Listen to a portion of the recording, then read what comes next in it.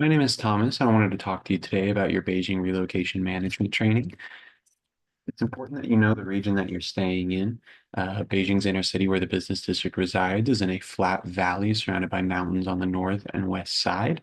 This means that there'll be no issues traversing within the city and should make for some easy travel.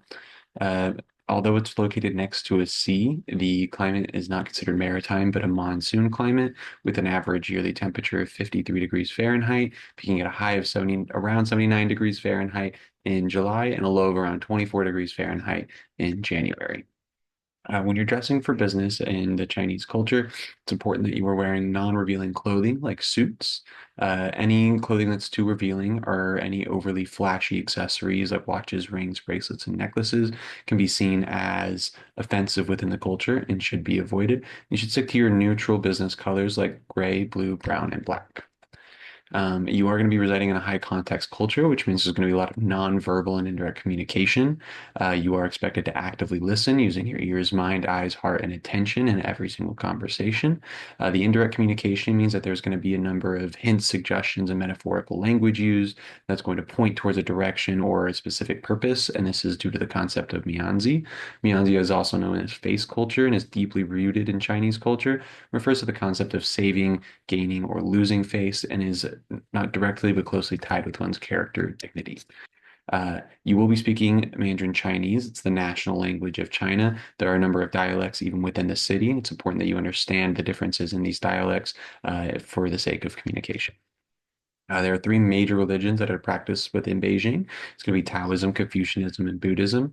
You'll mostly interact with Taoism. The principles of yin yang um, dictate that two sides of an extreme are closer together than they are farther apart, and it's a common concept used in a lot of Chinese business strategies. There are a lot of unique ingredients and cooking methods used in Chinese culture cuisine. You can see the most common ones listed there on the right. It is important that you understand these ingredients and these cooking methods to ensure that you avoid any allergy-related issues as you're traveling. The political climate within Beijing, although not volatile, is very strict. The main controlling party and government in China, being the Chinese Communist Party, resides within the city of Beijing. It is imperative that you express no opposing viewpoints or make any criticizing remarks regarding the CCP, as it will not be tolerated. In your day-to-day, you will encounter face culture again, since that it is a little tied to your character and dignity. It also defines a lot of the code of conduct in which you will be operating by. It's important to know that in Chinese culture, it's common for somebody to take a position with less pay or a poor work environment, or something they're overly qualified for in favor of the unique experience and knowledge you can gain from that position. In regards to training and development and performance evaluation, these should be done on the scope of your entire team rather than individually.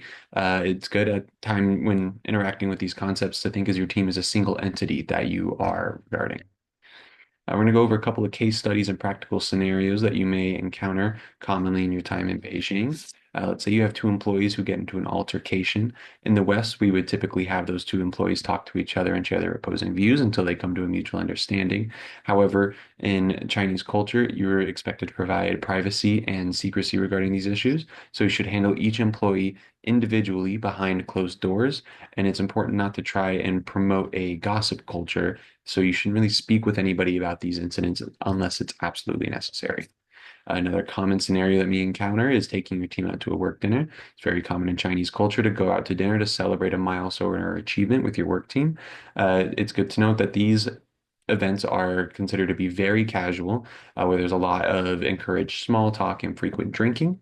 It's also good to remember that in Chinese culture, you are to favor the left side. So in these events, the most important guest would be sitting on the left side of the table. The last scenario we're going to cover is creating harmony within your team. Also think about this like team building. It starts with the introduction. In Chinese culture, you're expected to provide your full name and position within the company. This is to provide much needed context, but also builds credibility from the get-go. Also, common practice in Chinese culture is 5 to 10 minutes before a meeting or work event should be reserved for small talk only. This allows employees to build these relations within work. And then lastly, we're going to touch on face culture one more time because since it is linked to your character and your dignity, it tends to automatically build trust among the individuals. There are a number of resources that are available to you outside of this video in your training manual. Beijing branch of the company should provide you with an employee handbook that should have a strict code of conduct and more explicit details about your day-to-day operations. We also provide an online cultural awareness training module that dives deeper into the concept like Mianzi face culture, indirect communication, and the political climate within Beijing, which should help flesh those ideas out. You should also be assigned a veteran employee at the Beijing branch that will be key in answering any questions or providing help on any inquiries you have regarding your position at the company. Outside of the business, I do have a couple resources that I would personally recommend. The Holt International Business School's Chinese Etiquette Guide gives concise and effective etiquette rules about the more complex intricacies of Chinese culture. Language learning apps such as Duolingo and Babbel can be critical in making sure that you understand and know how to speak Mandarin Chinese as well as the dialects. And also, once you know the language, all news outlets in China are reported in Mandarin Chinese, so you should be able to watch any news station or read any news report to get an understanding of the day-to-day happenings happening around the country. And yeah, that's it. So thank you very much for your time, and I wish you luck on your new relocation.